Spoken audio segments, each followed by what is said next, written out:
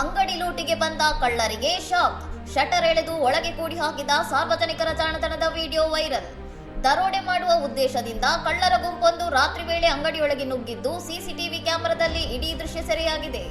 ಕಳ್ಳರು ಒಳಗೆ ಹೋಗುತ್ತಿದ್ದಂತೆ ಹೊರಗಿದ್ದ ಜನರು ಸಮಯ ಪ್ರಜ್ಞೆ ಮೆರೆದು ತಕ್ಷಣವೇ ಅಂಗಡಿಯ ಶಟರ್ ಎಳೆದು ಹೊರಗಿನಿಂದ ಲಾಕ್ ಮಾಡಿದ್ದಾರೆ.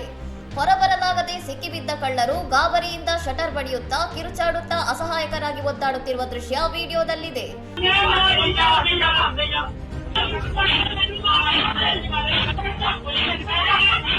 ಕಳ್ಳರ ಸಂಚನ್ನು ವಿಫಲಗೊಳಿಸಿ ಅವರನ್ನು ರೆಡ್ ಹ್ಯಾಂಡ್ ಆಗಿ ಹಿಡಿದ ಸಾರ್ವಜನಿಕರ ಧೈರ್ಯಕ್ಕೆ ಸಾಮಾಜಿಕ ಜಾಲತಾಣಗಳಲ್ಲಿ ಭಾರಿ ಮೆಚ್ಚುಗೆ ವ್ಯಕ್ತವಾಗುತ್ತಿದೆ.